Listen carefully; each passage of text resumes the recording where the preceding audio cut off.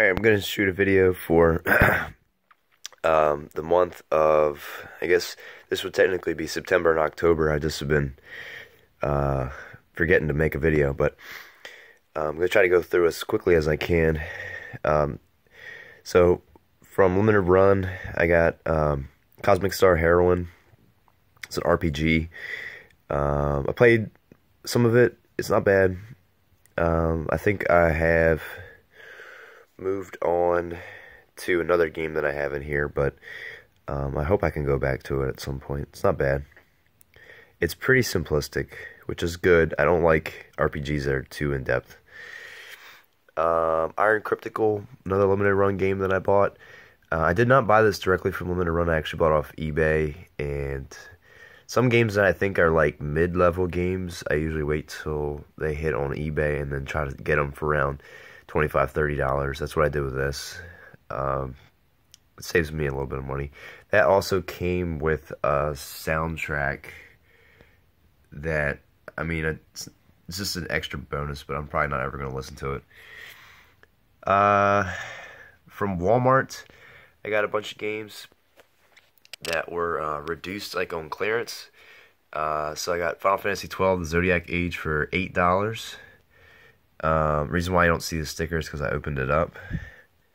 This one's still sealed. I haven't opened it up. Is Ori and the Blind Forest for $8, which is awesome. I originally bought this digitally, so I have it on my system. So I don't know if I'm probably have no desire to really open this up anytime soon. So it was more the preservation of it, like for $8. I didn't want to spend $20 on this and just keep it untouched. But the thing with this is, like, when I bought that digitally, it was like literally like 2 or 3 weeks after I bought it digitally, there was an announcement that they were gonna make it physically. I was just like wanting to rip my hair out. But anyway, regardless, I got a physical copy of it, and I think it's a really good game. I know that if I only owned a PlayStation 4, not an Xbox One, this would be one game I'd be very envious of not having. Another $8 game that I got from Walmart on clearance was Trackmania Turbo. This game's pretty fun. It reminds me a lot like Trials, the Trials series, except just with cars. It's just a bunch of random scenarios, see how fast you can drive, and see if you can get from point A to point B as fast as you can. Real simple, stress-relieving type game. It doesn't require a lot of brain power, but it's fun.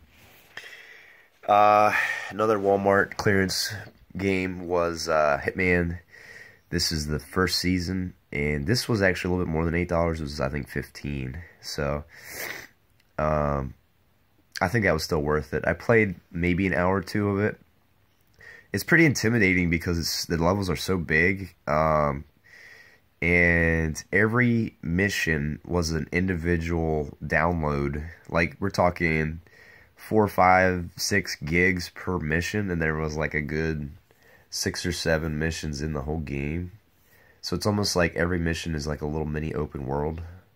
So it was kind of interesting.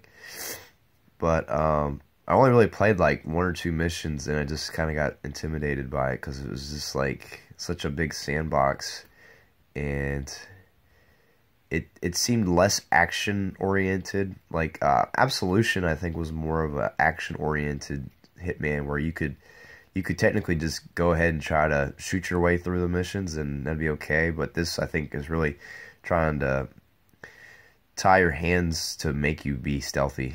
I kind of get that vibe, but anyway. Another one from Walmart was this Wolfenstein double pack. I kind of wish that this could have been like an $8 one, $8 clearance game, but I realized that, hey, you're getting 2 of these games. These games were really fun. I played through both of these a year ago, and they're games I instantly fell in love with because, like, I have a desire to open this up right now and play this again. Play the Old Blood and then play the New Order in that order and have fun with it. I played Wolfenstein 2 a year ago too, so I played like all 3 of them.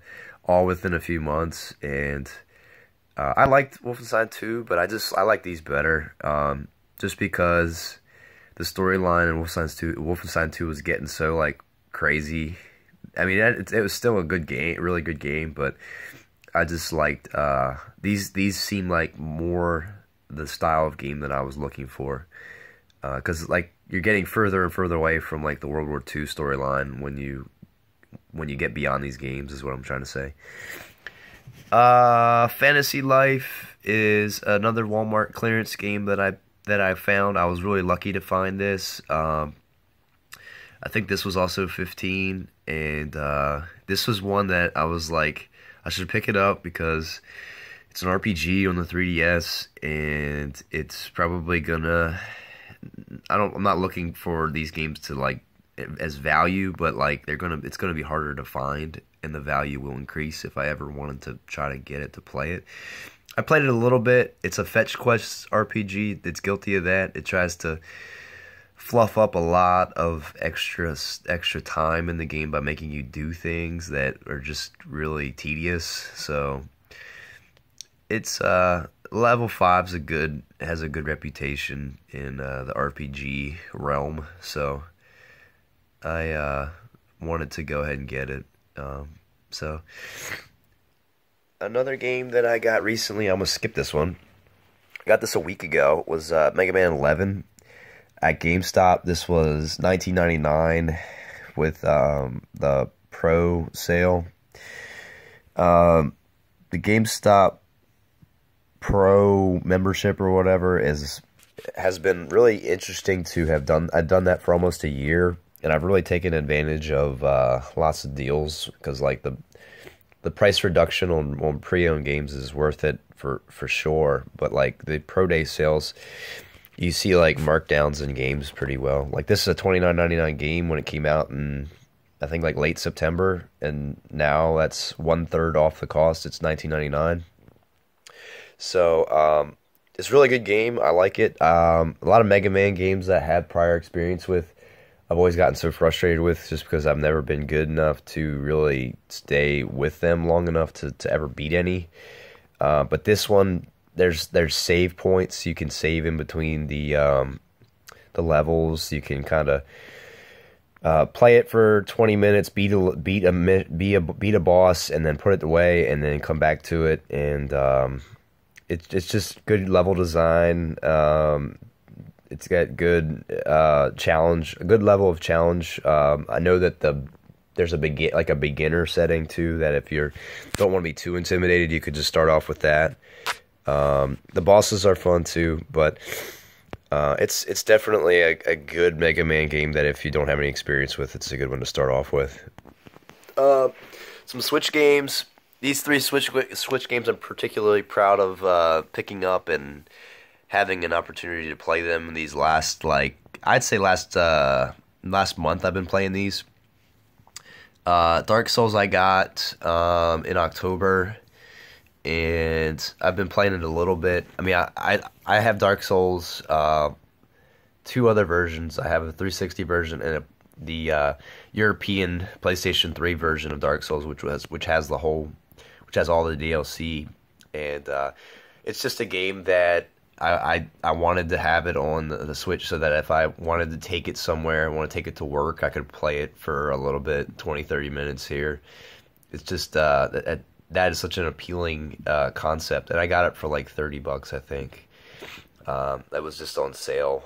I noticed, I think, just like a opportune time. I think one of the forums I look at was saying it was $30, so I went ahead and bought it. Off Play Asia is this shooter collection. This is the volume 1. I know there's a volume 2 coming out, but I ended up beating, what did I got really close to beating Strikers 1945 and Gunbird. Those are the 2 that I really wanted from this collection. Samurai Aces is very similar to the other 2, and then Soul Divide is like a completely different type of game. But I know Volume 2 is good because it basically has Strikers 1945 2 and Gunbird 2. So Probably eventually get that, but it's probably a lot of the same, very similar type of games. And then lastly, Dead Cells. Again, I wanted to get this so I could have it on my Switch and I could play it like before bed or take it to work. And I originally talked kind of negatively about this game because I bought it on Steam for my PC, and I've come to realize that I just don't like playing games on my computer and on Steam. The controller that I have is a Logitech controller. It's fine, but and the laptop's okay, but it just, I don't know. I had a bad experience playing Dead Cells with my laptop, and I just kind of got frustrated playing this. And it's a very grinding game. So like, if you're willing to accept the fact that you have to put in a lot of time to play this game, and just like know how to play it really well, then you'll be able to progress through it. But it's very frustrating to just not. It's very frustrating with these. I forget what the genre of these games are called. Where like it's randomly generated. The randomly generated games. It's very frustrating when you continuously die and then have to start over from right from the start again. And it gets to be kind of frustrating, and it's not like I want to put in 5 hours of continuous play with this. So it's not bad to play it like one time before bed and then put it away. But it's a fun side-scrolling action game. But definitely proud to pick up these three. So let me know what you think. I already got more games coming in. I got games that I plan to get for Black Friday. Let me know what you're excited for Black Friday. And feel free to tell me what you've been playing lately. Catch you later. See ya.